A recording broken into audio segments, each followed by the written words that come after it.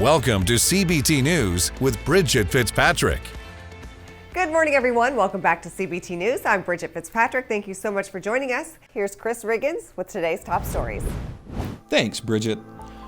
Last week, General Motors unveiled its newest electric pickup, the GMC Sierra EV, and began taking reservations for the fully loaded version called the Sierra EV Denali Edition 1. The Edition 1 will start at $107,000 and is expected to ship in 2024. Lower-priced versions of the Sierra EV, around $50,000, are also planned for 2024. The Sierra shares much of its technology and features with GMC's Hummer and the upcoming Chevy Silverado EV. One of the things that sets the Denali apart is its traditional pickup shape, a strategy that GMC brand chief Duncan Aldred said was intentional in hope of appealing to loyalists and attracting, quote, more traditional truck buyers. Toyota announced it will likely miss its annual vehicle production target of 9.7 million vehicles due to the ongoing global semiconductor shortage. The Japanese company missed interim goals in the first 4 months of the fiscal year that began in April. After a rebound in August, output for November and December is expected to be between 750,000 and 800,000 units, below the average 900,000 monthly production plan projected late last month. Toyota also announced it will suspend operations at several of its plants in Japan due to supply constraints. A Michigan Court of Claims judge has denied Carvana's request for a temporary restraining order against Michigan Secretary of State Jocelyn Benson for suspending operations at a dealership in Novi, Michigan. State officials suspended the license for, quote, imminent harm to the public, claiming the dealership violated the Michigan Vehicle Code several times following an investigation by state regulators and complaints from customers.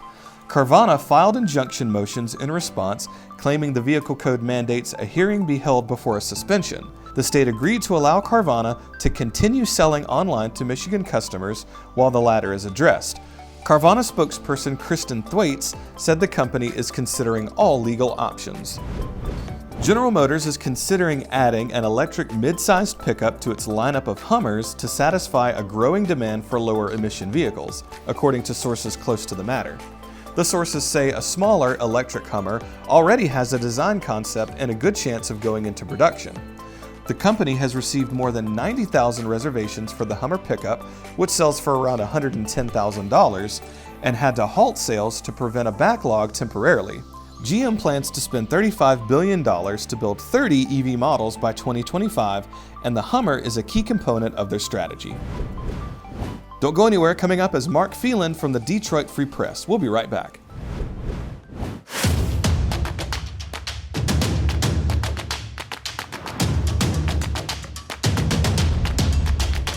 CBT News, 10 years strong. There was a lot of anticipation, excitement, and announcements surrounding the electric vehicles out at the Detroit Auto Show. Now that the event is concluded, we're getting a recap from veteran auto critic and columnist for the Detroit Free Press, Mark Phelan. Take a look. What was your takeaway from the Detroit Auto Show?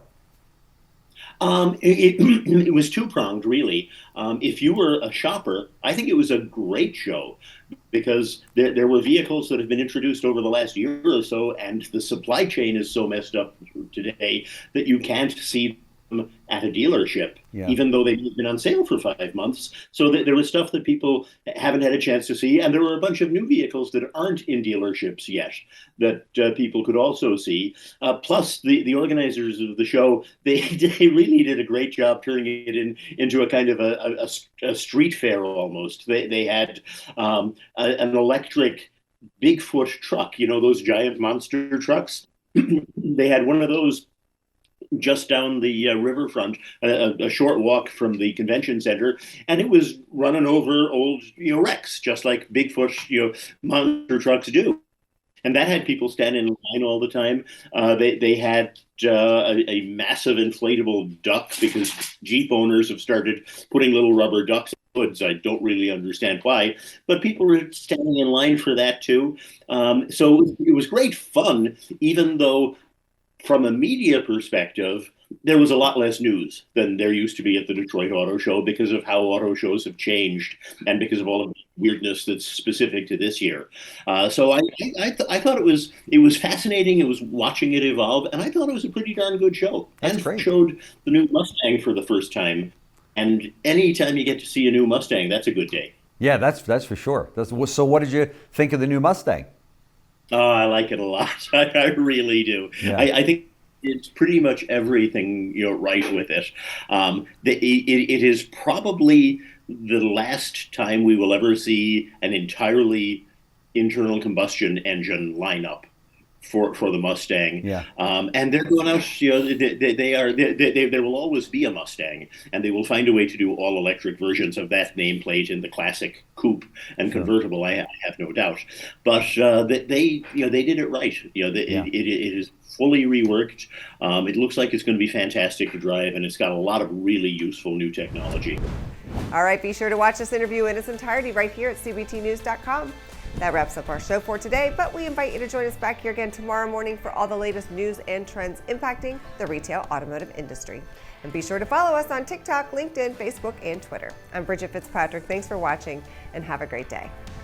Thanks for watching CBT News, the voice of the retail automotive industry.